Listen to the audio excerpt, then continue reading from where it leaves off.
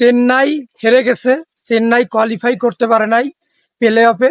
এর জন্য আমি খুব খুশি হয়েছি, কারণ আমার প্রাণ প্রিয় দল আরসিবি কোয়ালিফাই করছে প্লে অফে। তারপরেও খুব কষ্ট পাইছি। কেন জানেন? এই কষ্টের মূল কারণ হচ্ছে মহেন্দ্র সিং ধোনি। একটা ইমোশন, একটা ভালোবাসা, one of the greatest captain in India cricket history. এবং ক্যাপ্টেন কুল, যে একটা অনুপ্রেরণা ভাই।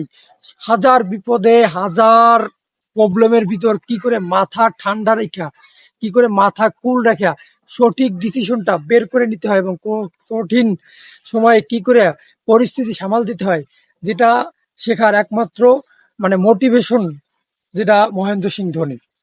তো সেই মাহি ভাই হয়তোবা কালকে তার জীবনের শেষ ম্যাচ খেলে ফেলেছে। অলরেডি সে ইন্ডিয়ান ক্রিকেট টিম থেকে তো অবসর নিয়েছে, এবং আইপিএল এ তাকে দেখা গেছিল চেন্নাইয়ে। আমি মনে করি আর কোনোদিন মহেন্দ্র সিং ধোনিকে আইপিএলেও দেখা যাবে না। অন্তত ব্যাট হাতে, কিপিং গ্লাভস হাতে তাকে মাঠে খেলতে দেখা যাবে না। হয়তোবা অন্য কোনো প্রফেশনে মহেন্দ্র সিং ধোনি ফিরে আসবে, হয়তোবা ধারাভাষ্যকার, হয়তোবা কোচ, হয়তোবা বিশ্লেষক, উম, যে কোনো কিছু হতে পারে। কিন্তু অ্যাজ এ প্লেয়ার, একজন ক্রিকেটার, একজন ক্যাপ্টেন, একজন দলনেতা হিসেবে মহেন্দ্র সিং ধোনিকে আর দেখা যাবে না।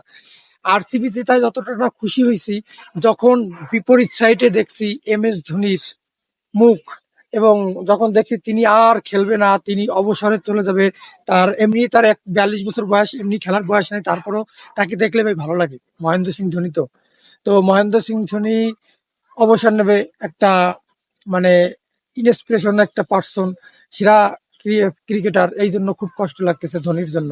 এবং ধোনির মতো প্লেয়ার পৃথিবীতে হয়তো বা আর দেখা যাবে না। তারপরে বলবো, মহেন্দ্র সিং ধোনি, আপনাকে অনেক অনেক ধন্যবাদ আমাদের সুন্দর খেলা উপহার দেওয়ার জন্য। এবং আপনি একজন লিভিং লেজেন্ড। আপনার ভাই ওই কুলনেসটা যদি আমাকে দিতে পারতেন, আমি যদি জীবনে সব ডিসিশন নেওয়ার আগে আপনার মতো মাথা ঠান্ডা করতে পারতাম, তাহলে অনেক বড় কিছু হয়তোবা করতে পারতাম।